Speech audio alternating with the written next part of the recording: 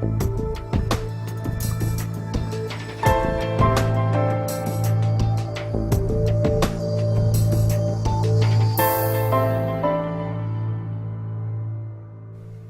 health care reform bill included long-term health care for the elderly so that they could be cared for at home. And now there's something going on with the Obama administration where they want to get rid of that. And you know, over 70% of people over the age of 65 end up in long-term care. So what's going to happen to all of us? Well, that'll be a problem. But at the same time, what we're in a big fight about is medical economics. How are we going to cut health care costs? What you've got is the Republicans trying to say, well, we've got to cut health care costs, and we will, and the best way to do that is cut back on Medicare and on Social Security. And the Democrats are saying, no, that's not fair. We shouldn't be doing that. But we still have to pay attention to how much we spend. And when they looked at this, Kathleen Sebelius looked at it very carefully from Health and Human Services. She said, this is not financially solvent, and it's not going to save money. It's going to cost us money in the long term. So they decided to eliminate this, like they're doing a lot of other things. But if they put them in institutions, it's more expensive. Well, it can be. It depends on the institutions. Now, more people have health care now. We know that with the health care reform bill, what happened is we got another 30 million people who now have health care. And when you say that, it sounds like, wow, that's a big deal. We got a lot more people are getting health care. But you've got to look at the health care that they're getting. You're not talking about the best Blue Cross policy, okay, or some other wonderful policy.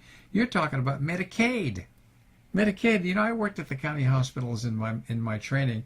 I know what the service was like there. It's not that good. It's not timely. You don't have the best doctors, generally speaking. And it's hard to get the tests that you'd like to have in a way that you'd like to have them. And plus, we're also getting Medicare cuts.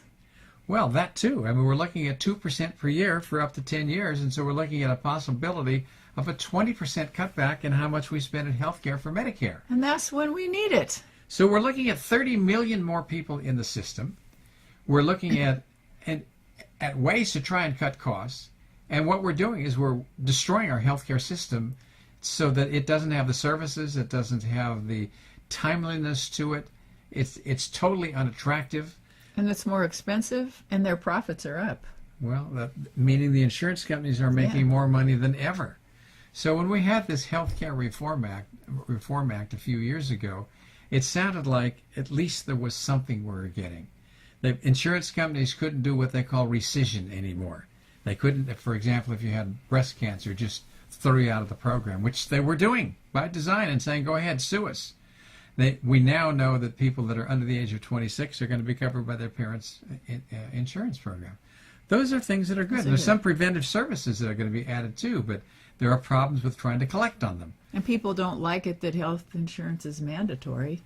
Well, that's another issue that you have to look at. When health insurance is mandatory, it really means that we all have to have health care. We're the only industrialized country in the world that doesn't have universal health care, which means that every other country that's industrialized takes care of its citizens in a way that they're all given the minimum of treatment across the board. So instead of giving it to us, they're making it so that we have to have it, and yet we can't afford it, and there's a lot of unemployment, and that's where a lot of people get their health insurance is through their employment. That's right. So what's the answer? Then they're going to cut back on... Well, the system is you have to bite the bullet. You can't look at this just economically from the start. You have to be able to provide health care services for the citizens of this country. It may cost more. It will cost more at the beginning because we have so many sick people. But if we make the transition from sick care to health care so that we're teaching wellness and prevention and nutrition and all the lifestyle strategies we should be learning, that would take health care costs down 80-90% in just 3 or 4 years. We also then we would be able to afford it. We also have a sick health care system. When you think about all the lobbyists and so forth buying out Congress and the health insurance companies buying out Congress, and yet the people that are in Congress, they have a different kind of a health insurance They got plan. the best there is. Exactly. So why don't they have what we have? Then they might have a little more incentive to help the public. You're looking at the disparities that are inherent in the system, meaning that when you're looking at people who are in Congress, they make relationships with all kinds of people, including corporations. And if they get money from these corporations, like the $500 million they got in the year 2009, as they were lobbying to try and get Congress to support anything except universal health care, I mean, you're looking at some pretty crooked stuff. So that's almost $1 million per congressperson. Then you wonder why all of Obama's big plans, which were right on the mark, everybody deserves health care, it should be universal, we should be shifting to more things like preventive health care rather than taking care of people after they're sick. Those are the things that should have been in this bill.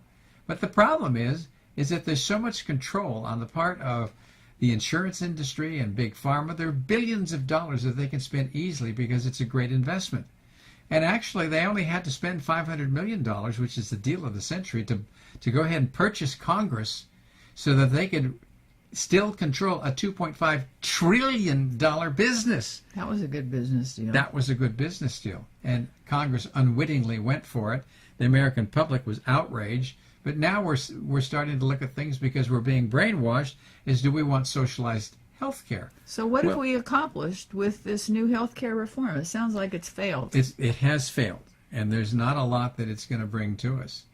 We need to start taking responsibility for our own health care by doing the wellness and prevention and nutrition and natural therapies through lifestyle that we know that we can do. So we'll show you. We'll stay healthy. Well, we won't get sick and have to end up in this system. Well, Michelle Obama has the right idea. I saw her the other day on TV doing jumping jacks with a whole bunch of people. Sure. She's got an organic garden right there at the White House, and she's got the fitness program that she's supporting. I mean, these are the things that we need to incorporate. But Business America has a stranglehold on the U.S. economy and a stranglehold on people who are in Congress. So until we do something that's strong and is at the grassroots level, and we take responsibility ourselves for what's happening with our failed healthcare system, nothing will change. It didn't change in 1992 when Hillary Clinton tried to do it. It didn't really change in 2009 when President Obama tried to do it. So what's the solution? We have to take action ourselves at the grassroots level. We have to take care of ourselves. We have to eat right, sleep right, reduce our stress levels. We need to not be overweight. We need to reduce our toxic exposures. And then all that lowers our risk for getting sick. There you go. And that's your real answer. So looking at losing long-term care for the elderly, it's a pittance when you're looking at what we can do to reduce health care costs by being responsible and taking care.